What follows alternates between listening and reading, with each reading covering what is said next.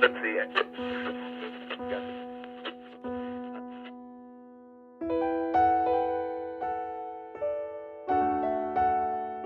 Hi, everyone. Welcome back to another episode of Aurora Airwaves. This is a podcast where we talk about creativity, artistic discovery, and how to take care of yourself while you're creative. Today, I'm honored to be here with my old mentor from SUNY Oswego, Jacob Dodd. He's a professor of film.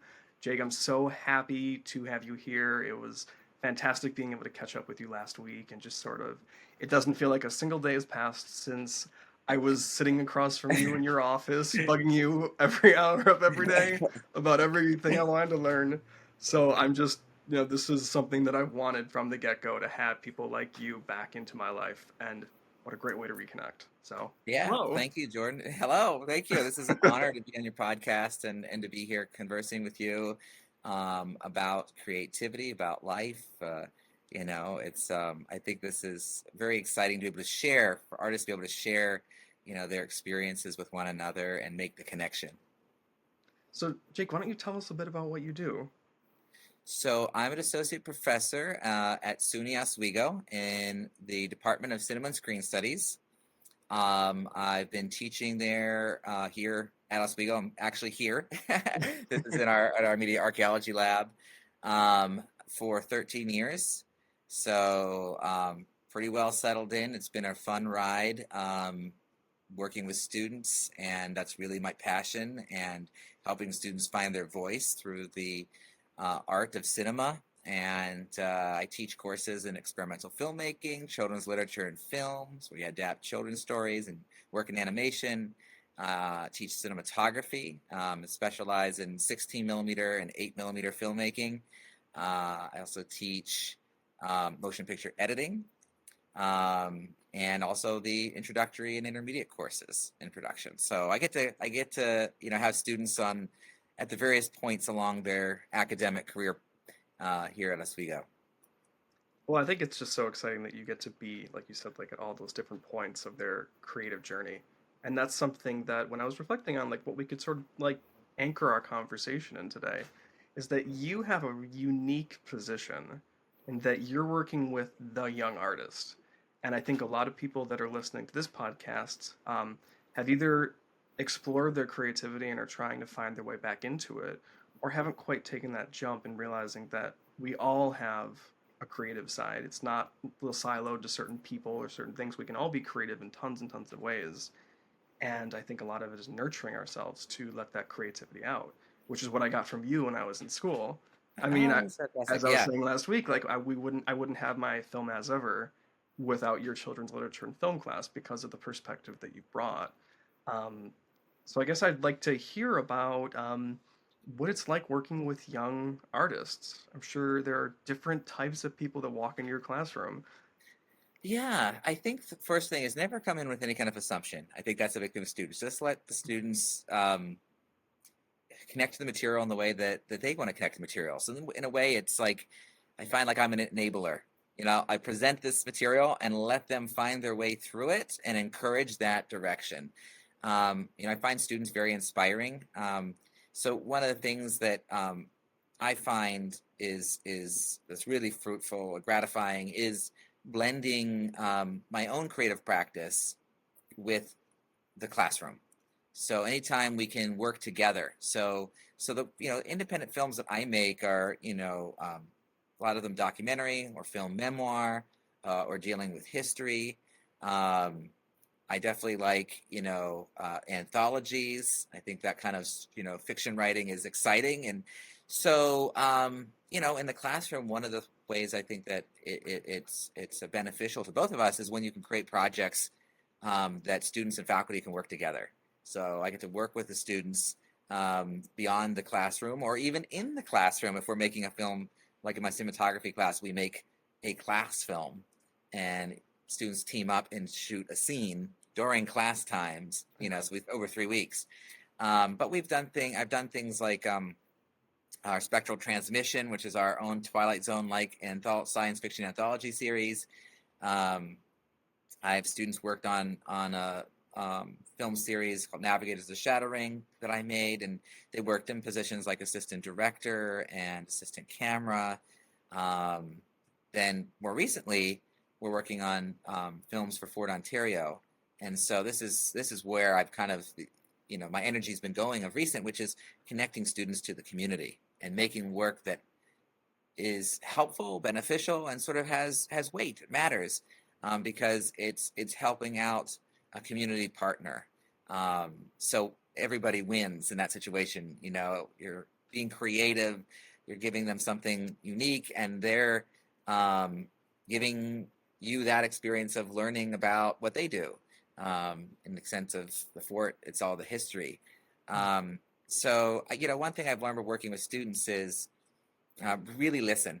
I think that's the big thing is really listen, but also encourage, really encourage, listen and encourage, and really help them stretch in new directions. So like in the children's lit and film class, I think one of the greatest rewards of that class is that we are maybe getting out of our comfort zone, right? And I think sometimes students come into the major and they're like, I picked a camera because I'm not really good at drawing, or Mm. I'm not that great at the arts. I'm like, you are an artist, and it is, the camera is one tool, but there are other ways to get at it and make something. Let's try, you know, take away that self-criticism and just give it a go. And more often than not, they find that they develop a style. Like, oh, I didn't know that, just what I thought was just squiggles is my own style. Like, yeah, that is your style. Embrace Wow. embrace what you do. And especially when they work together, and if it's in shadow puppets or animation, paper cutout animation, they realize that they just needed to get started. They just needed the encouragement and the environment to feel comfortable to try something new. So I feel like yeah, as an educator in this field, I think a lot of it is just very being supportive and providing that sort of safe environment where sharing can happen, and just creating creative educational opportunities. Can you break down I'd like to go through each of these classes and each of these projects because Yeah, they're like I know about them and they're all so different and they all have different functions. Children's literature and film, I think, is a phenomenal course, as we were thank you. talking last week, in that it is the first class that I remember taking that we were making films for children based off of adapting children's stories. But the emphasis that you encouraged again and again and again was you are enough. You have everything right in front of you that you need to make an awesome movie, and it doesn't need to be this 5 hour masterpiece. When we were shooting on Super 8, you had those 3 minutes that you had to figure out how to do it. Um, and I think that this thing started to happen with all of my classmates, and that we realized that we had enough and we had to be creative in supplying these things. And that bit by bit, we would see each other sort of blossom in like a quirky, authentic way that was just different for everybody. And like I said before, I don't think that I would have found like that spiritual connection that I really do have to film and writing had it not been for like the safe space that you created. But you also were able to push us away from the emulating of Hollywood films that we were doing Yeah, up yeah, until that point. yeah. Thank you for the kind words. I mean, it's just a joy to teach because I have a lot of fun in the class. Um, doing the workshops and getting us ready, because I think one of the things is we're all creative, and somewhere down the line we are kind of go down a path and we feel like our creativity isn't good enough or our artwork isn't good enough. And so when you Yeah. limit those resources, look, we just need tinfoil and cardboard here, and we can make something of it. Um, And that's you like know, literally what the requirements would be, yeah, right? It yeah, would be yes, like you like all you have to do is use aluminum foil in the film. We'd be like, sure. And we'd be like, but how? How yeah. would like that was the big question that we didn't know Yeah, how to yeah, answer. yeah, yeah, or puppetry, and then doing either stop motion. We did some with clay, we did some with paper cutout, and so it's like, yeah, all you need is paper. Sometimes it's sort of you thinking like, okay, I need a location, I need costumes, I need actors, and you're like, well, guess what? You have a voice, your voice actor if you're doing animation. You have some cardstock and paper, Right. and you have a camera and make the magic happen one frame at a time. And so I think part of it is the design elements and what you just said, which is you do have everything. And when we're working in animation, the beauty is it's something that we all can contribute to, whether it's through something we drew, something we designed, something we sculpted, something, a puppet we created and gave it personality. Hmm. Um, there's many inroads into it, into that collaboration. And it's great to hear, like, how your team like start depending on one another and looking to each other for that extra something that only you can bring. Um, I think it was maybe it was your class, the one where I think it was Peter Myers was in it, and um, where like it was Little Red Riding Hood and going into the wolf's mouth, like Oh, there I was a think I shot remember that. like that. Yeah. Uh, and so that was super creative, making that connection, and like finding ways if we were bridging puppetry and live action and how to make that happen. One of my favorites we did, Juliet may mention this sometime, is we did the Pied Piper of Hamelin, and Oh, we did like 5 chapters of it, sort of like how we did Wind in the Willows, and it had to have puppetry in it. So the students made sock puppets and had them interact with the sock puppets, and it was just the most quirky. We shot it on Super 8. It was the most quirky, silly project, and it was just, again, it was like you could, when you watch it, it's like you felt the touch of that individual, those individual students in those teams. So I do think it's we think of Hollywood, we think of the commercial world when it comes to filmmaking, but art is so broad. There's so many avenues, and I think that's the one thing that, um, if you can get students in touch with that side of them, then they realize, yes, they are artists, just like the other arts. And cinema is an art, and there's more than one way to approach it, narratively, more abstractly, with a specific audience in mind for children.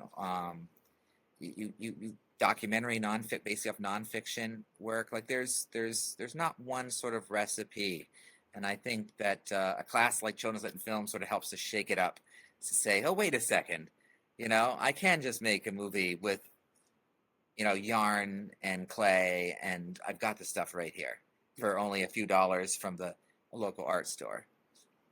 so it seems like that's a big part of your job is understanding at what stage the ego is throughout of the student throughout the program and how to push it in different ways because you're bringing it's not just shooting on digital cameras all the time. It's using all these different mediums. So each time you think you know it all, okay, well, here's 16 millimeter. Yeah, yeah, Here's this other thing. Here's some stop motion. Here's, let's talk about lighting in very different environments. yeah. Is a lot, do you sense like a lot of pushback at times from certain students? And if so, how do Very, you yeah. navigate that when you know they would That's a benefit good from it? question. Um, I'd say very rarely. I mean, every once in a while, it's not someone's cup of tea, and I say that's totally, totally fine. But usually, students get something out of it. They'll say, you know what, I've never thought I'd have a chance to shoot on 16 millimeter Super 8. I'm really glad I did. Um, a lot of them do get very enthusiastic and then go out and find a Super 8 camera or a 16 millimeter camera on their own, That's great. or go make their own film outside of class. I had a student I had in a class, and he just like, it's like, I got this idea. I'm not in a class. I just want to make it.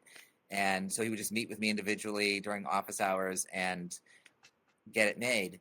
Um, but I'd say as long as you let students know that, like, early on, I've learned this, which is I'm so enthusiastic for the medium of celluloid and teaching it that I have to kind of remind myself, not everyone's gonna to love it to the level that I love it, and that's okay. So let's just have fun with it for now. If you want to continue on with it, you can take more classes in which I teach it. Certainly, you'll learn about all the resources on how to do it yourself. But I think it's not. It's letting the folks who do just want to put their toe in the water, like letting that be okay, and not feeling like, there's any kind of judgment because you don't love it as much as I do. And but I would say most of the students really are getting something out of it. They're like, wow, I've never thought I'd have a chance to do this. I'm so glad that I did. Or, you know, setting up the lights or shooting like on 3 minutes on Super 8. Like I really learned how to plan my shots. and prepare and build my schedule. And in summer, like I love working, hand developing the film and experimental. So they're like, they'll say that, oh, I didn't know I could just do this. Speaking of which, there was a team, 48-hour team. I've been waiting years for this, for a 48-hour film festival horror team to use Super 8 in the 48 hours. Oh And they did. wow. And they shot black and white, and they hand developed it, and they dried it, and we brought it to our scanner here in the lab and scanned it for them. And they integrated it Wow. into their film. So That's um, incredible. yeah, Wow. so it's like the things that you think are limitations. I mean, Mhm. you're only kind of limited in your mind. Um, Yep. when I watch silent cinema, I'm looking at all the crazy camera movements of that period, and it's like they didn't have drones. They took it up in airplanes. They took it in helicopters. They went down, roller coasters and slides. They rigged their own dollies. They built their own cranes. You know, all the stuff that we use now makes it more, Mhm. and video makes it convenient. But people who were creative and had ingenuity, it never stopped them. So your only limit is your own blocks that you put up to making something. So Um, is that a part of your love of celluloid that like that what was in front of this thing was like organically captured and you try to yes. bring like elements to it that that have to be like I don't know, crafted physically? Is that part of your I'm assuming that's a part of your love of it, but tell me more Yeah. about that. Yes, for certain. I think it is. I think of working with film as a collaboration with the medium. So Mm. you know that it's going to give you something back that maybe you didn't anticipate. It could be just the way the color gets rendered, or the way a shadow um, appears, or the grain structure. If you're hand developing it, the artifacts from the film touching itself in the tank and creating like you know dissolves and sort of the effect of a double exposure because the film like stuck to itself and then peeled apart. Like you got to go at it with like, you know what, it's not going to be perfect. I can do the things that I should be doing, as Mhm. far as my discipline, like checking the focus, getting the exposure right. Those are great things to like build your confidence in in the craft.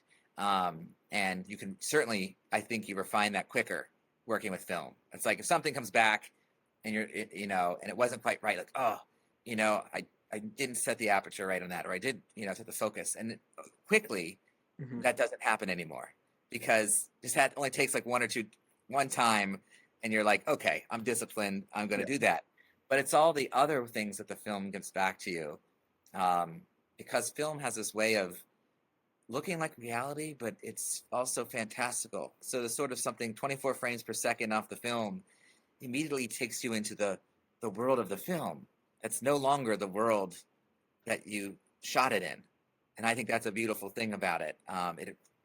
I don't know. It's this maybe it's because of the history, and we kind of associate that look, but certainly it's that it takes you, the camera. If it's a wind up camera, you have to put your energy to wind it up to get the spring energy. You have to set the lens focus, set the exposure. You have to run the camera physically, and then load and unload the film. And if you're hand developing it, make that come out by developing it in the tank, drying it, and then if you're physically cutting it, like back here, then so your hand is organically connected every step of the way, and there's just a beauty to that. It's like, and I think a sense of pride that just you did it with some basic tools, some basic camera that winds up, and a basic splicer that cuts, and then you tape it, film together. And so it's very, very rewarding. That I find that when I cut on a computer, I don't have that same connection to what I'm doing, the same focus. Right. uh, yeah. I think there's such a shift in cinema, but also just the way that we're all viewing things through social media and whatnot, that we're leaning more and more towards what is realism. And I think that the beauty of film is that you can go in that direction if you want to, But like you're saying, this fantastical quality to it, you're in the world of the film. Like I think that maybe we've forgotten about the dream of film and Yeah, what that does and why it's like okay to be in this safe space of dreaming and why yeah, you don't have to like look at the I don't know, the rules of our world and applying them to something like, is this crystal clear and does this make perfect sense with what I'm seeing when I look out the window? It doesn't have yeah, to if it's film. Like, you let that guide. And maybe there's something in that of like the letting go. Like, I think maybe in storytelling that I'm attracted to, it's like when the writers don't need to like handhold with every single word. They let life kind of breathe into it and like the interpretation of who you are and what you bring to it. So maybe that has something to do with why film just feels so magical. yeah. I think the dream element is right on. And even when you are working in a documentary, like you feel at the same time a connection to the documentary subjects, or the subject at hand. At the same time, you're also in that fantasy the director has created. And I think that's the one thing that, whether you're working in nonfiction or fiction, it's all creation. Someone is turning on the camera saying this moment, not that moment. Someone is saying this shot at this time, not that shot, or this shot next to that shot. They're all creative decisions. And I think film has a way of unifying it in a way that it is, both a removal from reality, but like also a connection because of the way like the color of the film like sees all the nuances of someone's skin tone, picks all that up.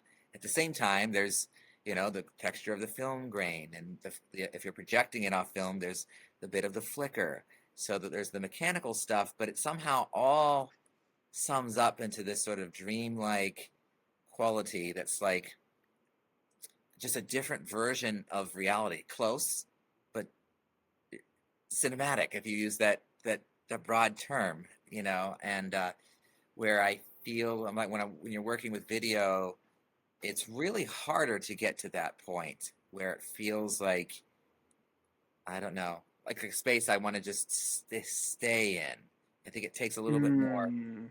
craft to do it because we're also like used to sort of the immediacy feeling, like of like unlit, undesigned, undirected video, which is what I think most or a lot of people do consume.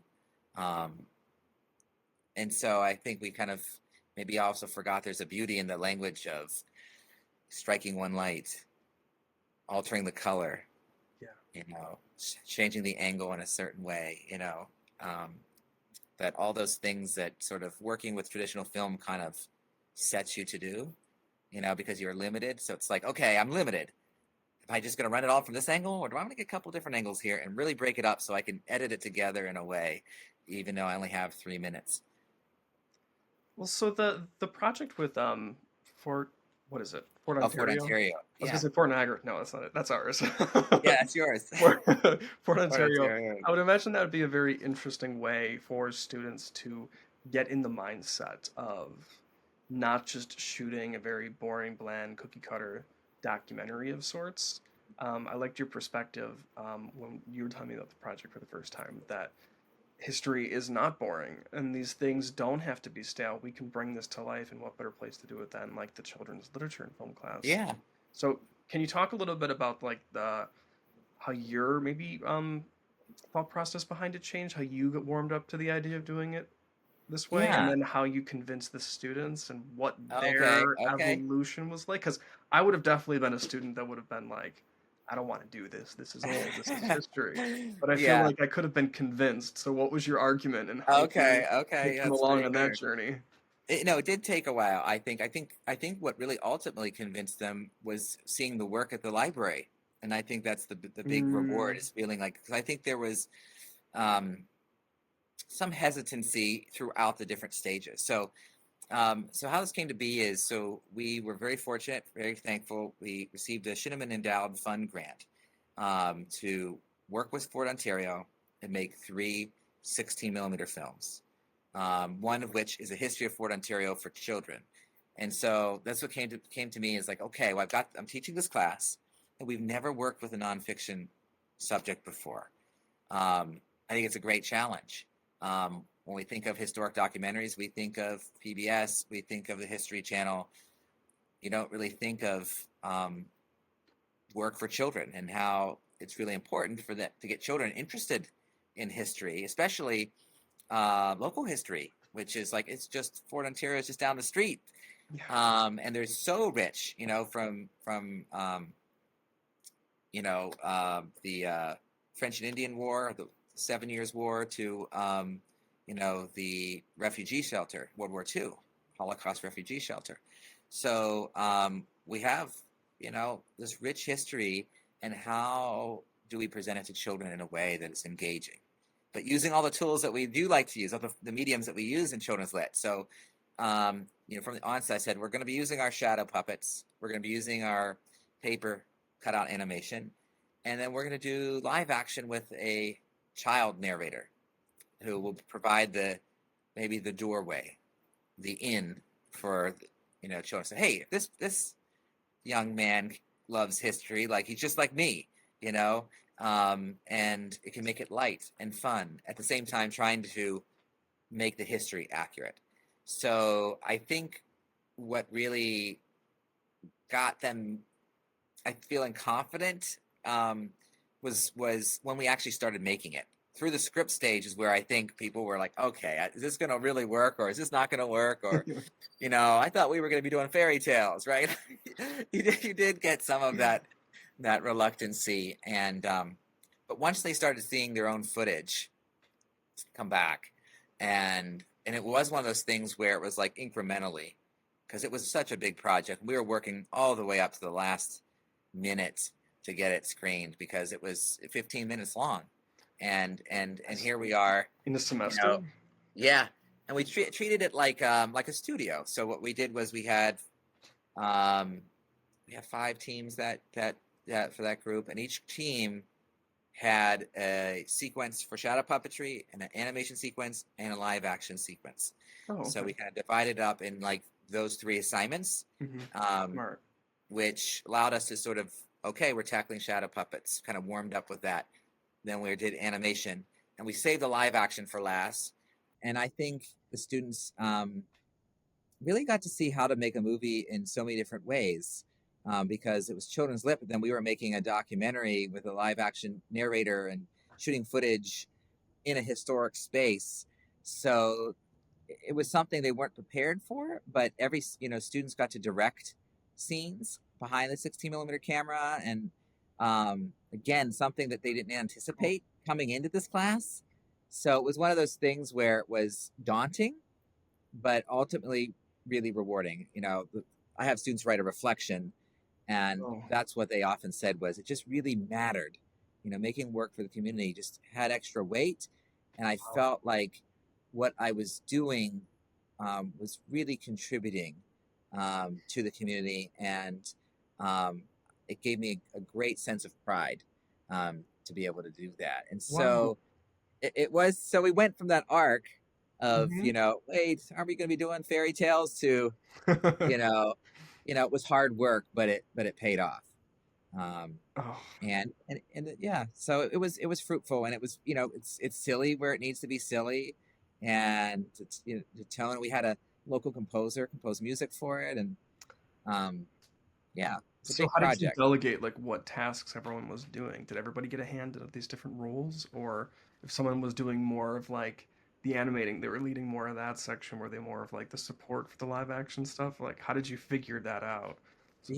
So I kind of let the groups navigate their individual roles, but I gave certain roles, like, you're definitely gonna have someone who's or you're taking turns animating. Someone's going to be operating the Bolex. Someone else is, going to be getting, characters ready, or designing characters, or a lot of times they all did the character designs. They cut out the papers and built either the shadow puppets or the paper puppets.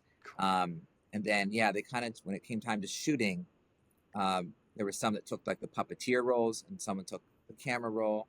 And then the same thing happened with the live action. Tried to get some students directing within their groups, getting behind the camera and rotating, so everybody had a chance to to shoot on 16 millimeter.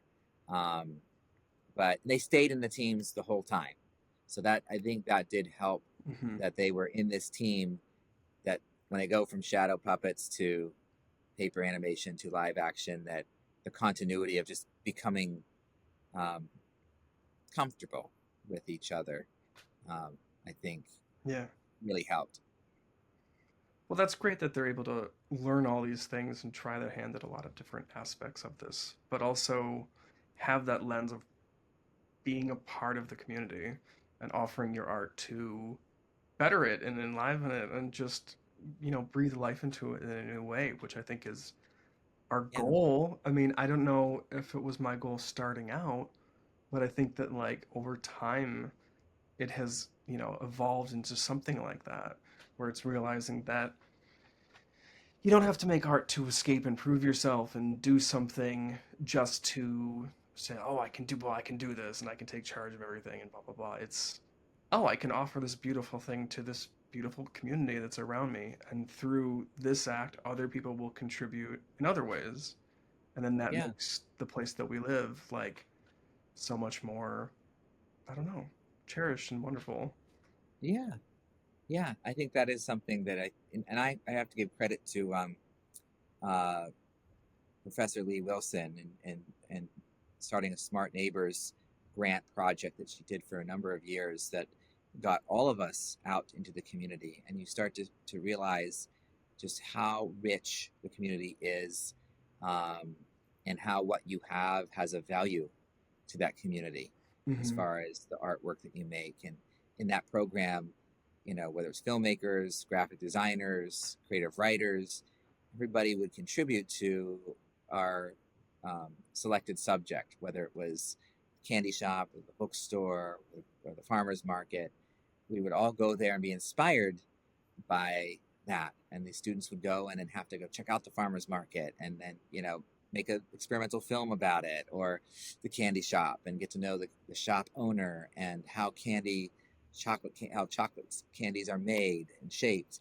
Um, and yeah, so that's it's great and I think it was really wonderful, like connecting for me too, which is I love um, making work about where I'm living. When I was in Richmond, Virginia, um, for 6 years, I made a film about Edgar Allan Poe called Darkness Yeah. There, inspired by Poe's life and work. And that just came about because I love going to the Poe Museum, um, down on Main Street in Richmond, Virginia. And so by going there, I actually shot another film there first, scouting it, and then said, look, this is great. I got to make a film about Poe. Here I am with this opportunity. And I think that's something that I think gets students starting to think about early on, is that wherever you are, Yeah. don't look for the work out there that is kind of like replicating stories and tropes that you see in Hollywood, but just look around you, look within you. There is a richness of material and inspiration to make work that is ultimately going to be just really rewarding, and it'll have that true authenticity because it comes from an authentic place. So from these lessons, like what are some of the most inspiring stories that your students have shared by looking around them and looking within themselves, like for their Yeah, thesis projects or just for any class that you're teaching? Have you been like so pleasantly surprised by anything that's come your way? yeah, I think so. Certainly, your project Oh, as ever, and I think there's a lot, like the last episode that we made, or the last of season one of Spectral Transmission, and also the other two episodes. I mean, really, I'd say all the episodes, now I'm thinking about it, yeah. are Tell work us that. about that. Like, what's the premise of that? So this was from 2012 is when we really got it going, and we finished them up in 2017. I think 2018 we had them all broadcast. So Oh, we had broadcast of 2015 season one, and then 2018 for season two. We have oh, really? 5 episodes. Oh, that's Um, the first 3 were shot by a student team, and then the last 2 were also by a different student team. And both times we got grant funding to make the films, and 3 of the episodes are shot on 16 millimeter, and another episode has some Super 8 in it, and then one is all digital video. So we got to try different things out. But the whole premise really was to make a longer form short narrative, right, in this format of a Twilight Zone episode. So something that's around 22, 23 minutes. Allowed students to make a more complex story, as well as get the experience of a writer's room and working together and working on that story, and getting all the pre-production, producing, locking the locations, costuming, production design, and cinematography, lighting, and working with 16 millimeter. And You guys went full working, out for those productions. I mean, we did, they were yeah, like yeah, very intricate, big things. yeah, yeah. And it was great. I think the biggest testament was great that first season team, that they chose to make one for their senior thesis, that they had such good experience, and that they said, we want to make another episode of spectral transmission for our thesis, was just really show that they really had a connection to the format and to the storytelling. Mhm. And so, yeah, I think when you give students outside the classroom experiences, then it's like you're getting the true education, because you're actually doing it, and you're doing it in a way that requires everyone depending on one another, um, and you have the time and space. We shot 3 episodes during the summer, and so we had 12 weeks Oh, to be together. The well, grant was fantastic. Yeah, wait, that's incredible.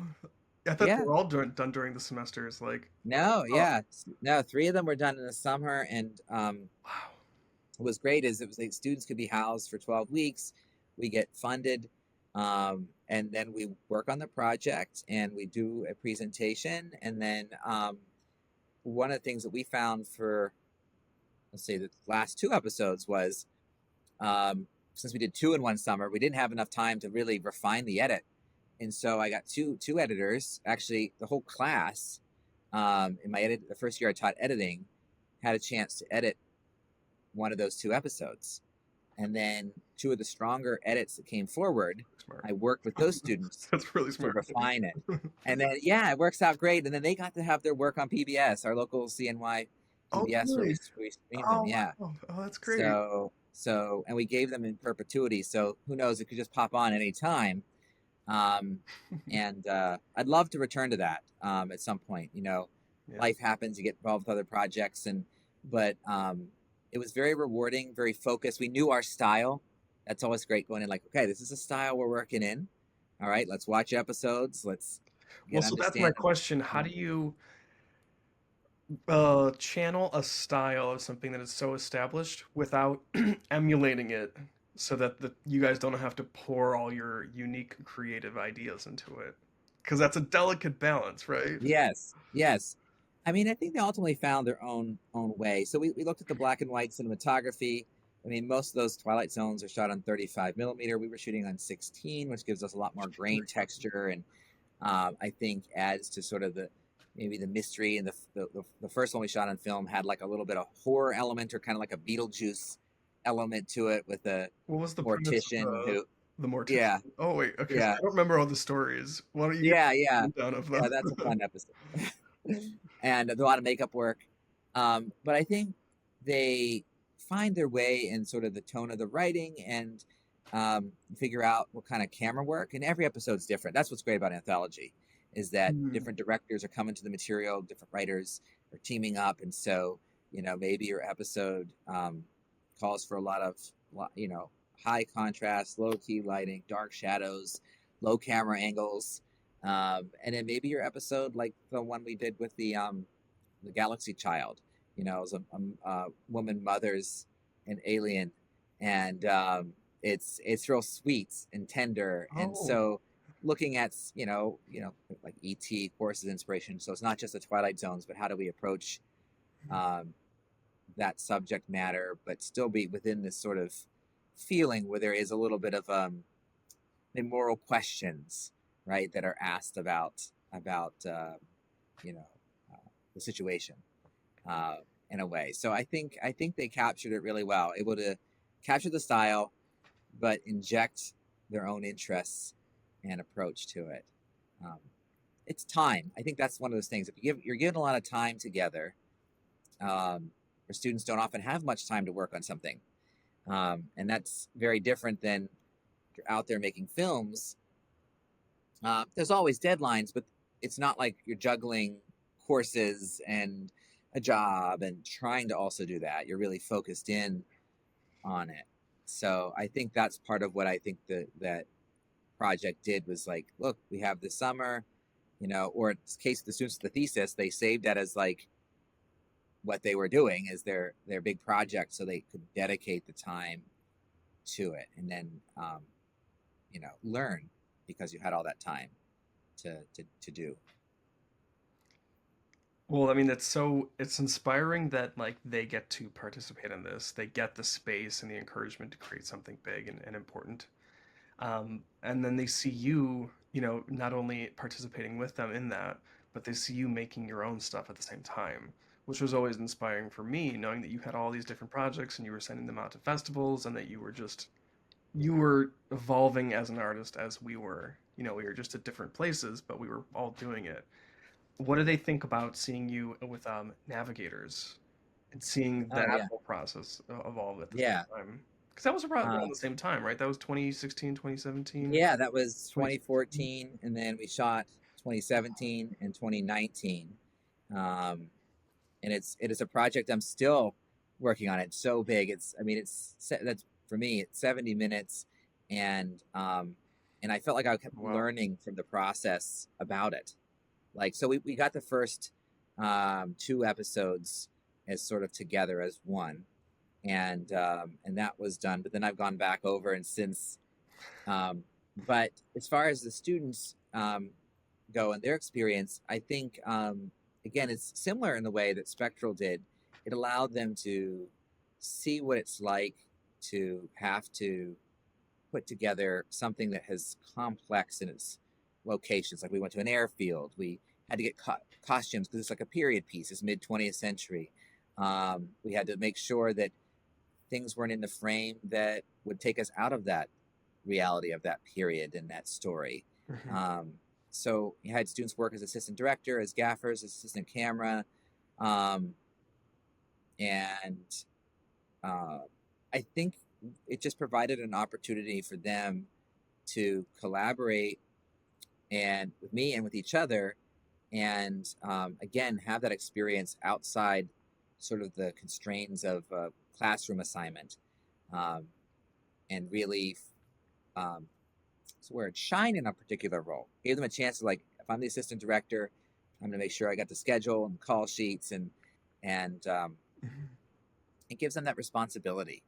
But I do think it's important that students, what you're doing when you're teaching, is that you're making peers. You're making colleagues. You're making other creative individuals. That this line student teacher like doesn't last very long, right? This Right. this mentorship at some point, you're working out in the field and your colleagues, and so I think start now, start when they're still in undergrad, getting used to the idea that you know that hierarchy, right? Like we just work together. We're human beings, we're creative, we can each contribute something. We don't have to have this wall up. Um, and I think that's probably, I think, one of the great benefits of inviting students onto projects. And our university supports all that. That's what's great, is everything I'm talking about. Hmm. Lots of credit to the culture of SUNY Oswego. I had a colleague who said, if you can dream it, you can do it. Oswego's very, very supportive. And I have found that the case. Every project, you're getting support in various ways from various individuals and departments, whether it's grant funding, whether it's the use of studios spaces, classroom spaces, whether it's promoting it and marketing it for you, all of that. And I think that's what it comes down to, is that Oswego believes in experiential learning. And, making films is, we have to do it. That's we have to practice it to actually improve our craft and develop our creativity. And so yeah, I think students really do enjoy it. I think it also gives them a sense of especially when you're sort of asking them, right? Like, hey, would you be interested in helping me out on this project? I think that helps build their confidence. Oh yeah. Kind of says, okay, the professor sees something in me and trusts me with this, and and I think that's where it really begins, that they start to flourish, um, and recognizing that they can do it. Well, I think that speaks to a lot about your character and where you are with your creativity, and that you're not saying, this is my day job, and I'm doing this over here, and I'll bring certain projects here and do certain things over here for the classroom. And then 5 o'clock, I'm going to go do my own creative things. Like, I've learned so much just hearing about you say that all of the creative things that you're doing, not all of them, I mean, I don't know every single creative thing that you're doing, but so many of them are to bring the students on board with, with whatever it is going to be. And that is so cool to not gatekeep and not hold on to your things like they're so precious and, oh, I have to wait until they're, you know been working in the industry for 20 years to be able to touch my stuff. Like, it's so Yeah. cool. And I've Well, seen that thanks. through your actors and through the locations. Like, it's a living, breathing extension of your life. And so I just think that's such a cool, like, case study of like what you can do as a creative. Yeah, well, thanks. Thank you. Yeah, I think it's the people make the most difference, and I think that's the truth of it. Is that we have this thing on shadows on celluloid when we're done. It's a wonderful artifact, but Mhm. it's you have the real memories, the real experiences of being out in the cold or the runway, or going up in a little two-seater biplane, and That's so cool. making a movie, or it's and yeah, like the pilot was so generous in that film, and it's the people that make the difference. And So you got to go being up there in the plane and yeah, shoot. yeah, Oh, yeah. yeah, and students who wanted to go for a ride, he brought them up for the ride too, That's amazing. and yeah, he let me like fly a little bit because there's two yokes up there, and so he like taking his hands off, like, it's all you now. Okay. What? Like 1947 air coupe. Um, but so yeah, those are the kind of experiences, and that it's great to share together. And I think it is one of these things where I realize too that I can be more productive creatively if I'm working together with my students. I think we fuel each other. We're learning from each other. We inspire each other. Where sometimes I think when you just do your own thing, you can influence the classroom. I think there are projects that, like I've done some things with shadow puppetry and hand developing film that it's brought into the classroom. But it's great when you're there making the magic together and you see that sort of Mm, discovery yeah. happen, and then you can play off it, versus, okay, this is what my experience was like. Let's try it in a classroom, and you guys can try it. That works. But if you're able to do it real together, on something that they know, like I'm invested in getting it out there, Mhm. right? So just like the spectral transmission, like I was like, look, we're getting this out. We're gonna go. I have intentions. We're gonna get it to our local PBS, and so it's just yeah, it just makes it extra special when you can do those, when you can make work that you love to do and bring people in, um, and have them find their way through it and kind of fall in love with working together and the process of making a film. Really, I think it's just falling in love with making a film. I think it's through the people that what's what you really take away inside is all that time together. And you hear it all the time in major movies. It's like, we built a family while we were 3 months at this location shooting. um, and so yes, there's the product of the film, but it's really that process that's most near and dear. And I think where you know you can make connections and you grow. What were your first moments of experiencing that as a young filmmaker? Oh boy, great question. Really good question. Um, Because you speak with so really, much charisma about it. Was there a moment for you when it clicked, or maybe that was throughout your youth that you were around community and it made? well, I would say when I started was making projects in high school. Um, live action was really hard to get anybody to. It's just too much. It's a lot of work, right? I just didn't. But I found animation, stop motion animation, and my brother and I worked together, and that was really fun. Building the cardboard sets and putting in some real like leaves and taking twigs and making them into trees and moving action figures around and but I would say probably so that was maybe the first seed of it is the two of us working together.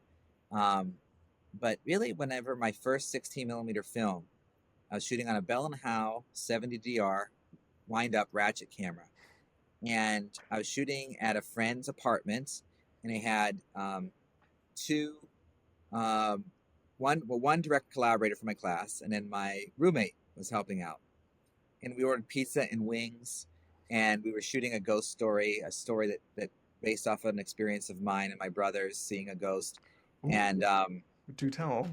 uh, at my grandmother's house. So my father had and uncle have seen this ghost, and when they were teenagers, when they lived at their house together, and the couch looks in through a doorway that goes into the kitchen, and so what they saw was a woman holding a tray. Now it used to be a bakery, this house, before it was converted into their house. And Really? so you're walking across, and she's got like a long dress and spectacles and this tray, and then she turns and makes eye contact with them, and they're like suspended in a moment, and then it's the moment's gone. And so my brother and I stayed overnight at my grandmother's house, sitting in that seat to see it, and we were watching a documentary on the perfect storm, the real experiences there, and it was like somewhere past midnight, and we're sitting there, and I look out of the corner of my eye, and I see that apparition floating around, moving, What? and I'm like locked in. She turns to me and like notices me, and that's when I jump. My brother had touched my shoulder, and I turn around and say, "Did you see that?" And he was touching my arm to tell me that he saw it. Are you And serious? so that's the story. That's Oh, it. I mean, wow. that's how it is. And so this is what That's we were incredible. recreating. Wow. And so um, yeah, so we were hanging out at this friend's house. So back to the actual making, we were trying to You're like recreate the recreating scene. it. Yeah. Yeah, I think we were being really fun and silly. We kind of like used like plastic bags and trying to reflect light to create more of this different kind of ghost, not the woman. Hmm. Um, and anyway, so yeah, but we were shooting it, and the camera has you don't see through the lens, so we had a camera jam, and I fixed it in a closet and reset the loops inside, and when we put the door back on, the lenses and the viewfinders didn't match up, and so where I'm getting with this is it was a real bonding experience, is because every filmmaking experience has challenges and problems, Hmm. and but we had a lot of fun. We had a good time with our pizza, and we were up late, and I Oh, brought artificial lights. We weren't even supposed to use lights, but I was really inspired by the deep focus of Greg Toland and Citizen Kane. So I thought, oh, this has this really deep focus, and you'll see how the hates boys and the ghosts. man. And so yeah, and one of the cool things was getting that footage back because our viewfinder and our lenses were off. What I thought would be like, say, a full shot ended up being like a close up of like an eye or part of the face. It was Stranger the Mouth.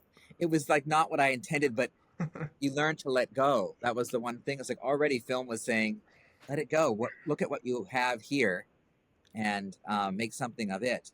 But That's that experience with the people that helped me out was really just, it was a great bonding experience. And so I think that's where I got the first taste. And it was with a celluloid production, working with 16 millimeter film, that you depend on each other and you get through it. It's like if you go on a camping trip or a long hike, filmmaking is just like that. Like hmm you depend on each other. And I think that's where I got a good taste of like the magic of behind the camera, and how people um, collaborate creatively, and the richness that everybody brings in contributing something to making that vision happen on screen. Yeah. That's then when you project it, it's like, wait, it's not how we wanted it to, but it's maybe better, and it's different, and it's Hmm. exciting, and it's textured, and it flickers, it's alive, and so yeah, so that goes back to the very beginning, I think, of working with people, and it's just how a beautiful thing that is. So on your path of understanding that this was like your true love and this was the thing that you were gonna do and stuff like that, what were the moments where you had to, I don't know, learn how to take care of yourself in the process? Because I think that a lot of this is juggling art with the full-time job, with finding the job, with like you were saying, like moving around from different cities and trying to find where you're gonna put your I don't know, put your feet down, but also just like sort of like you're going to be in this environment doing these things for a long time. Were there certain challenges that popped up in the beginning of your career or different parts of your career that made you think about Yeah, things differently? I think there's always, with teaching and making films, and I think um, you really do have to manage your time and not be burned out by, if you put much effort in one at some point in time, right? The other one you have to realize will have to be either, you know, brought down to a manageable scale, or maybe put on pause for a little bit while you're engaged in the other. But for me, it was definitely around the time of having children, and that really teaches one Mm. how to be more selective of projects, and how to um, use ingenuity in designing how you're going to go about it, and be more resourceful. Um, so I think what's when I discovered working with students, that was another thing that sort of, there's also a practical nature to it, which is, instead of like, Oh. you could kind of, you could make projects and get them done, and learn from your students. They're learning. It's all happening together, rather than two separate things. Um, because otherwise, it's like, it's hard to get traction um, if you're not managing your time in a way that's um, making you feel like you're going somewhere in either space. So, and again, when you have children and your evenings, your time, um, so you learn to let go, and that's one of the things you just have to, like, hey, look, right now, like with like Navigators of the Shadow Ring, like it's such a, and actually I'm growing and learning, and it's like, okay, there's things that um, haven't kind of finished yet, but it's like, you know what, I've take notes. I'll get to it when the time is right, and I'm in the right sort of mindset to approach it. And then in the meantime, maybe there's a little project that I just can knock right out, and just make happen. So I think That's good to hear. it's easy to be critical. I think for a long time I felt like, I don't know, a little bit down, because the Navigator series isn't done in the way that I want it to be done, and I was working with um, cutting it on film, and without some of the full resources, like a way to fully transfer the sound, um, to be in sync. So I'd like kind of sync up little bits instead of like being able to sync Oh, jeez. a lot. So it took more work than it would normally take, just based off of what resources I had. Um, but I enjoyed it. And it was definitely worth it. But some of the things that I um, was doing was getting, like, I have to draw in some like laser beams by hand, you know, um, into it, and it's just sort of like, you really do have to be in a right mindset, and it's going to be tedious, um, and so it's okay. Like, if I can't get to that right now, I have to be okay with it. And there, for a while there, I was just feeling like, oh, what am I doing? I'm not getting this project done, and can I do this anymore? Should I? Oh, wow. You start to be self-critical, Yeah.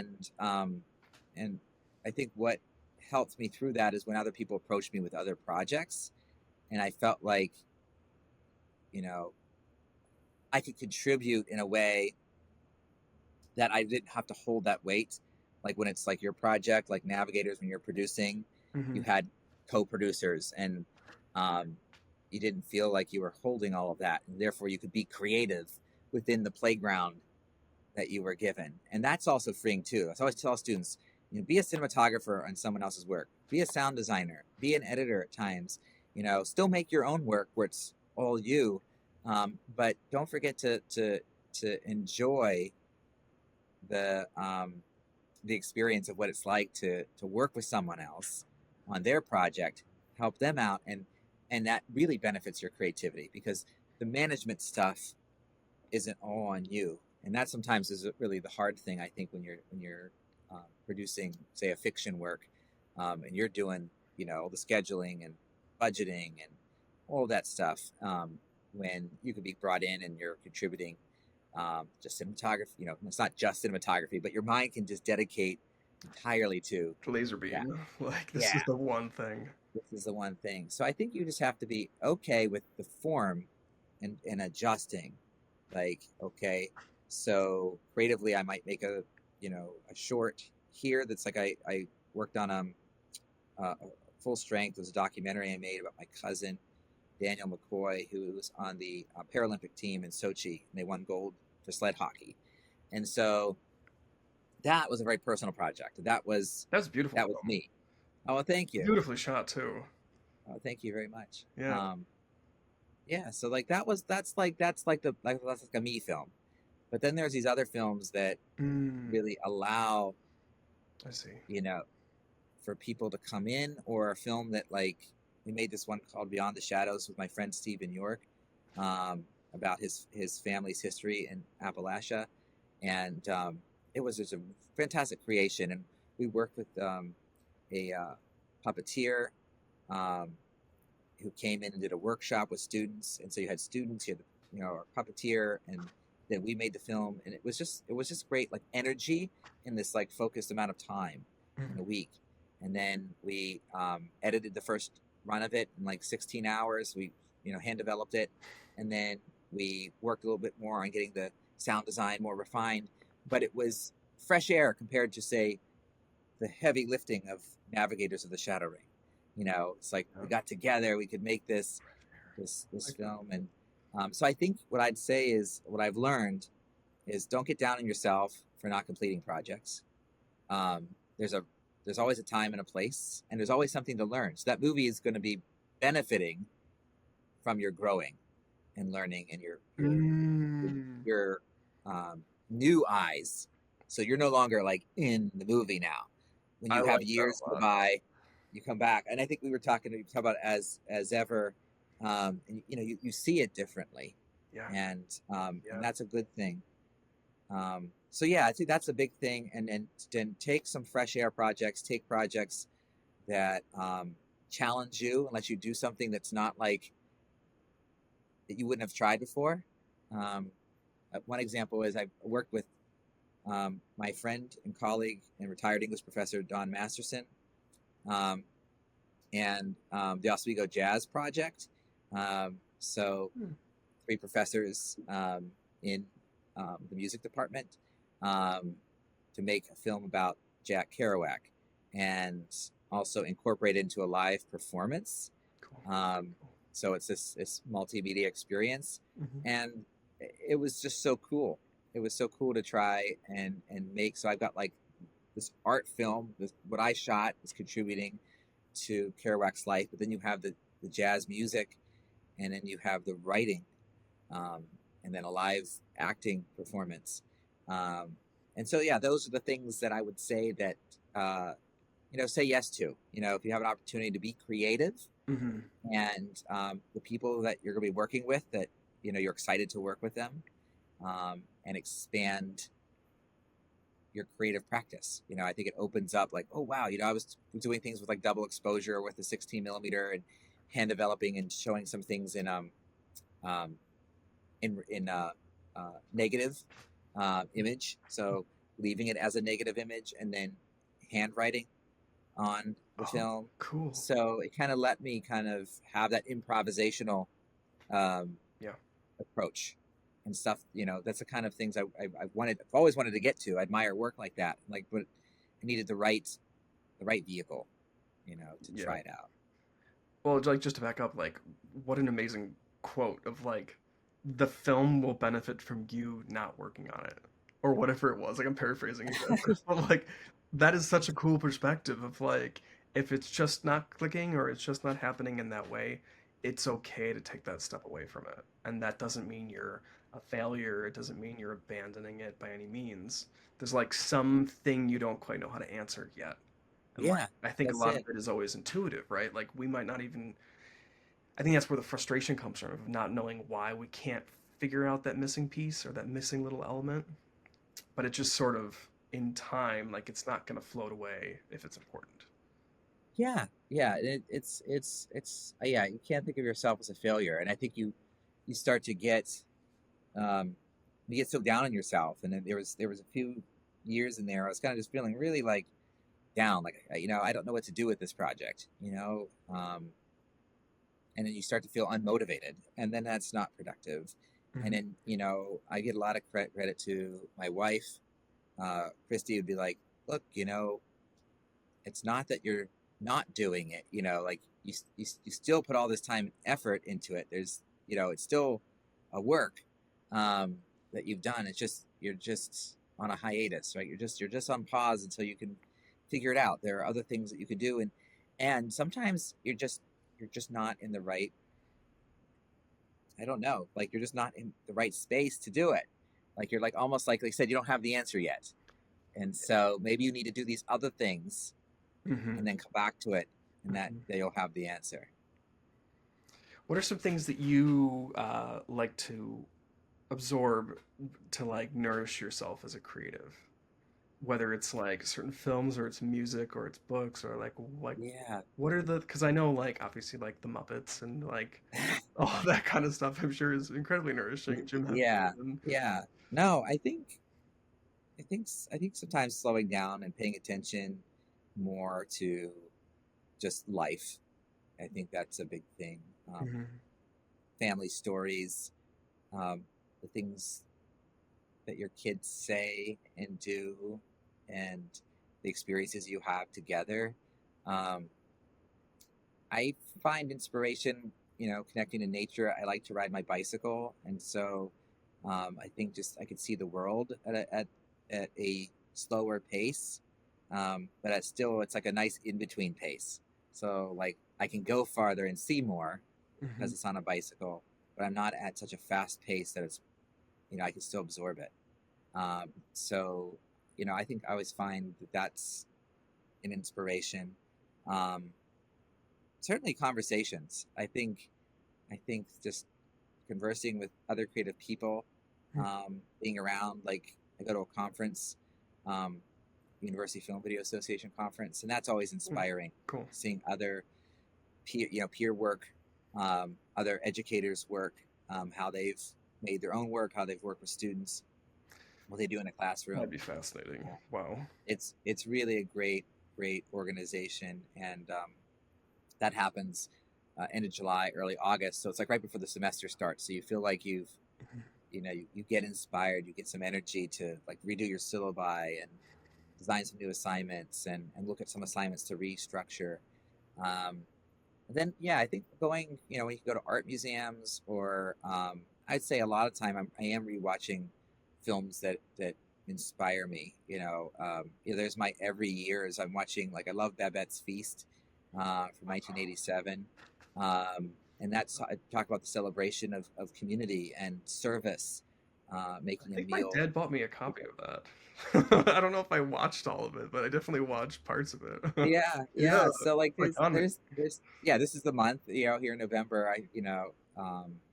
Thanksgiving, Babette's Feast is fantastic. And we get into, you know, um, holiday season, Christmas season, and I love watching It's a Wonderful Life, like watching 1951, A Christmas Carol.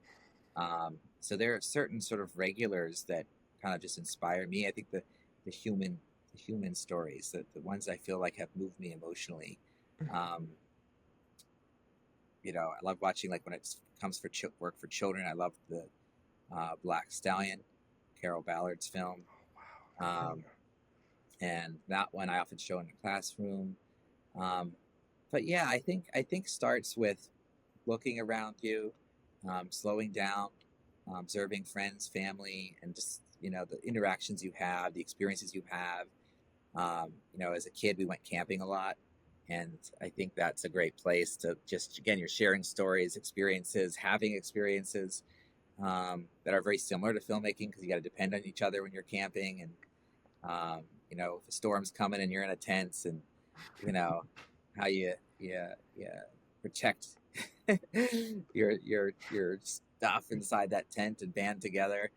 Um, yeah, I think it can come from other places. I think it's all about slowing down, listening, observing, and then yeah, other pieces of art are certainly uh, very inspiring. Music too. So I like listening to jazz. Um, so I've got like Miles Davis and Dave Brubeck, and um, just putting records on and spinning the vinyl when I can. Um, and yeah, reading. I think reading is I read a lot of children's books now with the boys, and I find picture books are great. I get really excited Oh, yeah. about certain picture books, especially again when they're holiday books, and I can get out the certain ones that I like to get out. And Mhm. there's one called Jimmy and Joe Find a Ghost that was my grandma read to us, and I think and you read that for us, or you booked oh, I it. probably did. Yeah, I Wait, probably did. what's that story about? So these boys go out looking for a ghost, and they go look in the woods. They have like They little go. like colorful like Converse shoes on and hats, like Yes, one that's with it. like That's little it. yeah Yeah, yeah I yeah do my whole style. I think I dress like Jimmy. Um, yeah. and but yeah, so they go out looking for the ghost, and they go to an old house and don't find it. And they thought a ghost would live in a new house. Like, who would want to live in a nice new house? They go to a friend's new house. And they discover this noises and um, strange things happening, water coming down the stairs, and Aw. take a soap hitting them on the head, like flying through the air. They discover that Susie the seal escaped from the zoo and is in their friend's bathtub, and that's their ghost. So, but yeah, I think that's definitely. I'd love to adapt that sometime. I think it'd be great if I could figure out Great, get obtaining rights for that. But uh, yeah, I think it's reading anything. I think reading any creative work, whether it's poetry or fiction or just picture books. Um, Ray Bradbury, Edgar Allan Poe. I love short stories. And again, short stories make great, inspirational potential for films. So I really like reading those. But a good novel is amazing too. I love the novel The Yearling. Um, so and I fondly remember reading that to reading it, but our youngest son was just born, and so I remember like him on my shoulder, and I'm reading. It was actually early on in the COVID pandemic, so we were all at home, and it's just I don't know, it just connecting with that coming of age story, and Mhm. here I have a baby, and there's a um, great bond between father and son in that novel. So yeah, I think it comes from everywhere. I think we just have to slow down for it. Well, hopefully now that Thanksgiving's approaching, when this episode airs, around in this month of being around family and slowing down, maybe this is a Yeah, it's a wonderful reminder for me too to appreciate what's around and to let yourself be nourished by that, because that is where stories that mean things like they come from, yeah, yeah, our immediate yeah, communities. yeah. One thing I think that's really really helpful. It hasn't made itself into a film yet, but my dad tells great stories and would tell stories about his childhood and the tree houses, the underground, crazy, like That's cool. it's crazy. They would build these underground, basically like yeah, an underground cabin. Um, him and his brothers, and so a different time, right? It's a different time. Yeah. Yeah, Wow. dig Okay. a hole and put logs across, and then put like a tarp and put earth on it, and then like he even had a chimney. It's like crazy. Like it's like Wow. It's like dangerous. little But American anyway, rabbit but holes. anyways, yeah, yeah. But they have all these great adventures from their childhood, and then I recorded them on tape and his dreams. My dad has these dreams that were vivid from his childhood that he has retold and I recorded those. And Oh, so those are the kind of things. Sit down with a friend, a relative, if they're comfortable, sharing and having their stories recorded. Um, Very much like what you're doing right now with this series. You're just um, being inspired and learning and sharing, and I find that um, really inspirational. that is something that I've learned that, excuse me, everyone that I'm connected to, excuse me, everybody that I'm connected to has so many amazing perspectives and so many stories, and it comes down to wanting to listen to them. I think there was a big period of my life where I didn't want to listen to them. Yeah, But yeah, yeah, it's like, yeah, wow, like this is fascinating. The journey of life and the journey of doing whatever we want to do, like, is very inspiring. So it's cool hearing people like you that are like, doing your own thing in your own way.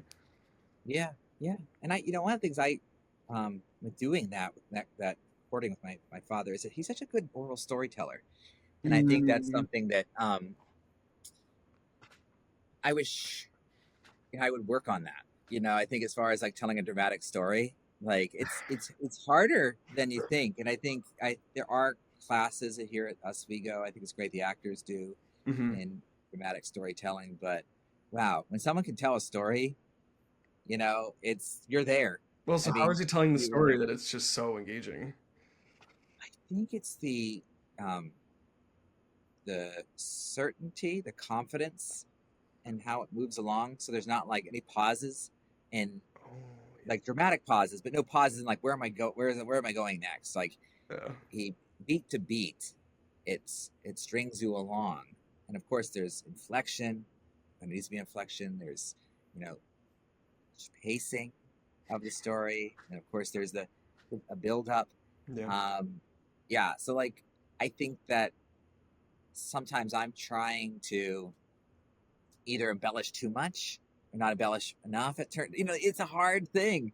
It's Right. like how much details and description you need to keep what's necessary in. Sort of like filmmaking.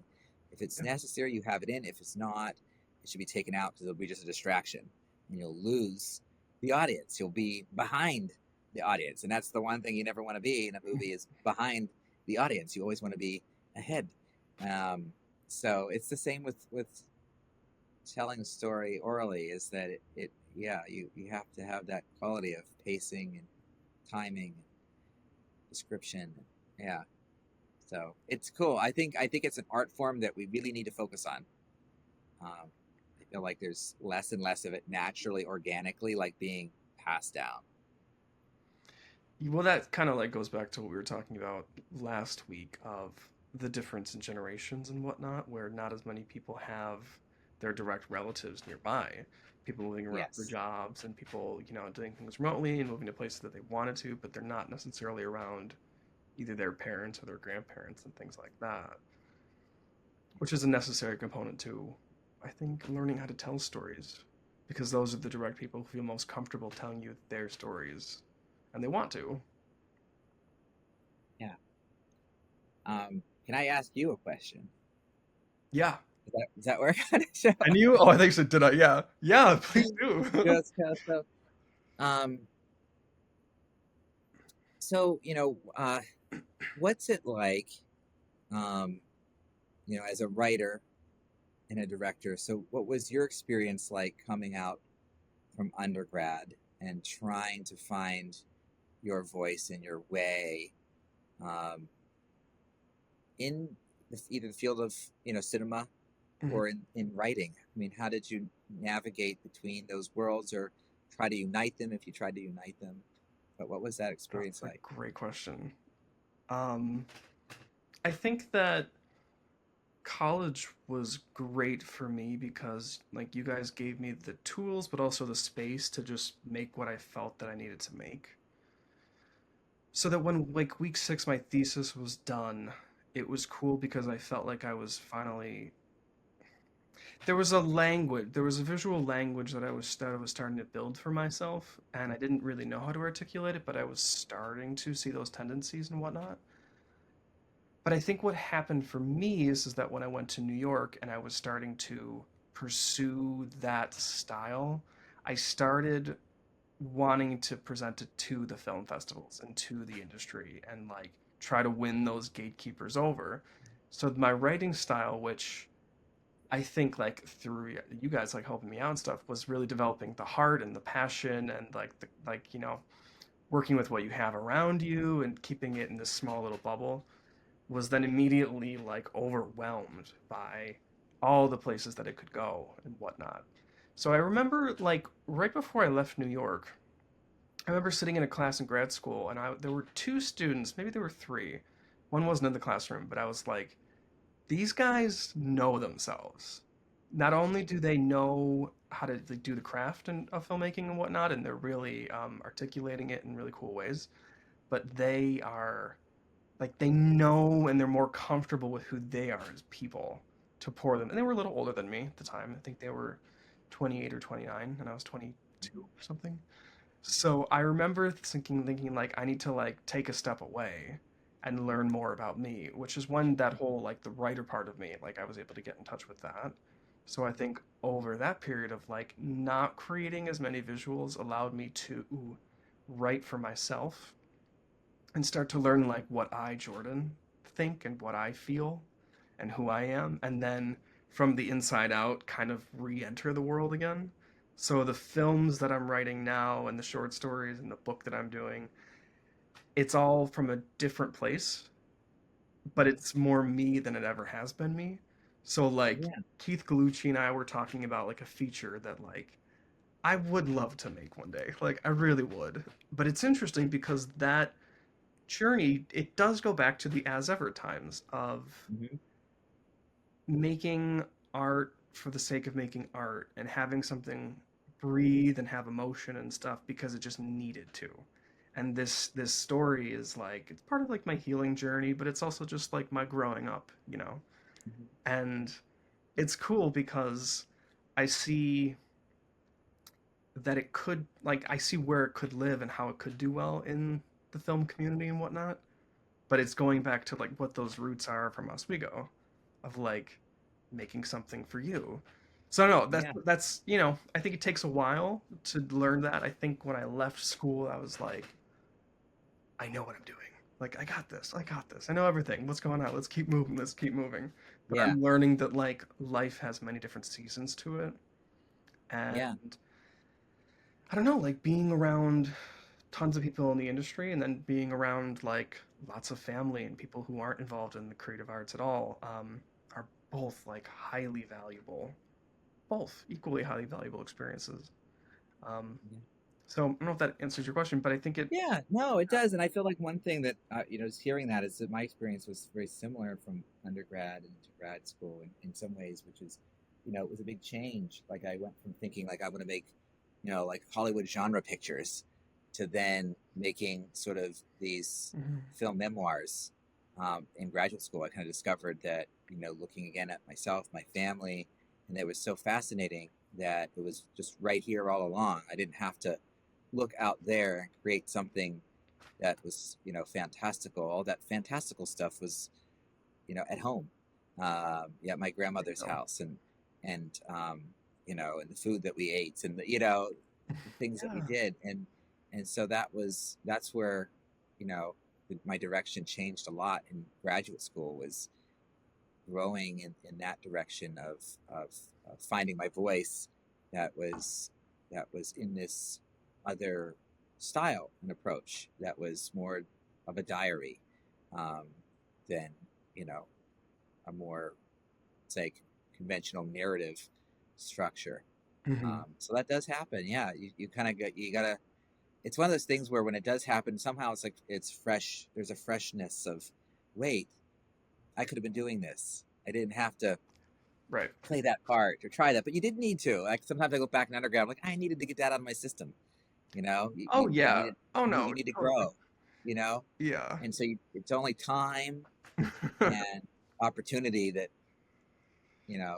enable that to happen. I think my ego needed to go through a lot of it. I think the end of undergrad was wonderful because I did feel seen and I did feel like I felt there was worth. I not only I had these cool ideas for visuals and for stories, but Like there was a point sophomore year where I was like, if I don't make a change, like I'm gonna keep making terrible movies. Like this isn't gonna work. Something has to change, and I'm glad that that was as ever because that was a beautiful experience. Yeah, But that was an experience of saying everything has to be completely different than what you were doing, or don't do it. And like I was gonna take a leave of absence and just do something else. Like I didn't know what I was gonna do.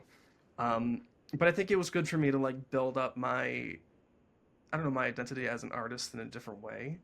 But then I think it was good that it kind of had to change in those years that followed. And I think that like a healthy ego is one where you understand what your needs are and you understand what your excitement comes from and what it is, and you nourish that and cherish it. But you also realize that like it's about the community, it's about everybody around you, and it's not just you that feels glorious and stuck. We all do. So but like what you're saying, like talking about it helps. I've just found it helps everybody, like, and that's what I mean, that's what probably the past 7 or 8 years has been like, being on long phone calls with creative friends trying to like help each other out, like just 99% of it emotionally and then the yes, 1% yeah, is brainstorm. But once right, you do right, that, it's like, oh, like we're all just trying to express ourselves because we're trying to, whether we know it or not, we're trying to see ourselves. And like that's one of the beautiful aspects of creativity. Like we get to see ourselves. yeah, So my writing yeah, has changed in perfect. that of like I'm doing National Novel Writing Month, NaNoWriMo. So every day I'm like writing, it's like 6 pages. And so I'm like just trying to like move and groove and stuff. And I'm using it as a laboratory of what works and what doesn't work to keep the energy moving and stuff. And I am catching myself of like, well, like I just got to get words on the page and I just got to do this. And it's like, stop thinking about these things that are outside of you that you have to craft and like pull from Yeah, the ether. Like it's all right here. Look within and write how you feel about certain things, or just yeah, and a lot of these, I was reading some scenes to my cousin yesterday, and I'm like, this is all just like my healing journey and my journey of being a part of life again. yeah, So it's like yeah, it just reminds me of like describing your grandmother and like the sauce and like the ghost stories and the yeah, father and his dreams. Like it's all the stuff we already have is enough. yeah, yeah. No, I think, um, yeah, I think so much of it is just realizing that, your creativity doesn't come in one kind of package, and inspiration comes from everywhere, and yeah, and don't self edit. I think sometimes that's happened when Mm, when you get a spark, you just want to almost like start to plot things out. Like, no, just get it out. yeah. If you're well, if it's yeah, just get it on the page, or if you have a camera, just live in that moment, and kind of save editing for editing. Um, sometimes, I mean, I like to plan things out, but if you can be in the moment, you're gonna also be able to organically diverge and actually see what's there. Uh, and I think yeah, I think that's something that I learned through my graduate school experiences and the films that I made afterwards was it was improvisational. You just kind of have to roll with it and let go and try to not self critique so much. It's real hard to self critique. You know, I often say like I don't even know sometimes like I don't consider myself a writer and in a traditional story sense. Um, so I kind of try to just do what I can to write with my images and kind of feel my way through it. Hmm. Uh, and I think that's probably what That's makes cool. like some of my stuff hard, like Navigators is hard because I don't. I think if it had been written perhaps by a more confident writer, but I can find my way through it purely through the images if I let go of the writing and just Oh, yeah, yeah, yeah. embrace what I have before me. You know, and Because I feel I think okay, so like maybe like if you start to over articulate in the script in a way that doesn't quite like vibe with just the way that you've approached film, then like that little glimmer or that little extra spark of yeah, enthusiasm that you're gonna find when you have the camera in front of you and you're in the Yes. environment. Like Yes. describing on the page what it's like flying a plane, which you haven't done yet. And you know Yes. that like the camera just needs to see and you'll know, like your body will know. Which I guess maybe that's the whole point of creativity. Like just staying in here doesn't do it. Like you do enough to get it moving, but then it's getting back into your body. Yeah. Because Yeah. everything you've That's described perfect. about your love, like in so many ways, is the tactile physicality to it. Yeah, it really is. It really is. I think even to a certain degree, the weight of the equipment and moving it along and then setting it up. And, I love using a tripod and, you carry it along, but just setting it up and having the ability to get something in a way that is crafted and you can see it. So I think sometimes when you do handheld stuff, it works for certain things, but it's always elusive. And I kind of like to find it in a way that I'm hiding other things and only highlighting Oh, what it is I want to highlight. And sometimes when you go handheld, you be really, really careful because you might move the camera in a way that you're revealing too much, that there's something that you wish you could have hidden, and it's like now it's kind of hard to cut around it. That a tripod gives you the ability to set it up and really look. Um, but I think it is so much about letting go. And like when you're editing, it's like, okay, now this is what I have. Forget that I was cold or I was hungry when I shot this. Does it work here? Do I cut it? yeah. Oh, I took 2 hours to make this one, and it's this moving camera, but moving camera is slowing things down, and it's not really revealing anything. So you cut it, and so I think that's a big part of every creative process is letting it go and just working with what's in front of you instead of working with what you originally thought you were doing. Yeah. Well, this is just one powerful conversation. Oh, Like we joked thanks, about thanks. before, I know we could we go could on for go hours. for another 6 hours, but you definitely got to come back. We Yeah, definitely got to talk yeah, we're, more. we're we're over. Yeah, we're over right here. So Yeah, no, yeah. but this is perfect. This is the perfect length. And so everyone listening, if you're interested in film and you're interested in filmmaking, you can find Professor Jake Dodd at SUNY Oswego. How can people reach out to you? How can people see your work? What would you like them? Is there something you'd like them to see or whatnot? Oh, good question. Maybe if they're I have, interested in film and they yeah. are I thinking mean, about it. definitely reach out. Yeah, you can find my email information at SUNY Oswego, Department of Cinema and Screen Studies. So that's jacob.dodd@oswego.edu. Definitely reach out there. But also, if you do want to see, I think I've select work on Vimeo that you could take a look at. If you're really interested in learning about 16 millimeter and 8 millimeter, I do have a textbook that I wrote a couple years ago Yeah. on that. It covers, it's called 16 millimeter and 8 millimeter filmmaking, an essential guide to shooting on celluloid.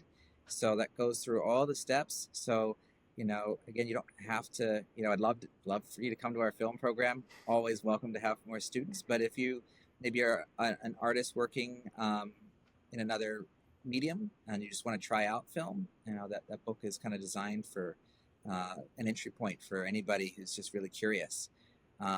So those are some places, between Oswego and Vimeo, the textbook, that if you want to learn more, about the world of traditional filmmaking and some of the practices that we talked about today. Awesome. I'll put those links in the show notes so people can hop on and just start to explore, see your world. Yeah, thank you. Thanks. This is really an honor, Jordan. Well, it's not for me too. Thank you Pleasure. so much. I'm Yeah, glad we could reconnect and yeah, what a jump. This is a great yeah. conversation. Yes, indeed, indeed. All And right. it did feel exactly like we just picked off. You were just in my office, and yeah. So When we'll I have to get left together. Oswego, I felt like I was being evicted. So this is very nourishing for me. You're welcome back anytime, anytime. Well, Emma was telling me that we gotta like head up for the grand opening of Yes, yes, of Hewitt Hall. Hewitt, yeah. Which we Yeah, will. Yeah, that'd be a lot of fun. I'll pick her up Hewitt. in Yeah. Rochester and we'll zip on up. It'd be kind of fun is when an alumni maybe with an event where maybe they'll we have alumni show their thesis films or something cool like that. In the Oh, new that'd be cool. screening room. Oh, that'd be Yeah, awesome. Well, I'd come. yeah, Yeah, yeah. you know me, I can Fantastic. talk. Good. Cool. All right. Well, thanks, Jake. Thanks so Yeah, much. you're welcome. Talk Thank you, soon. Jordan.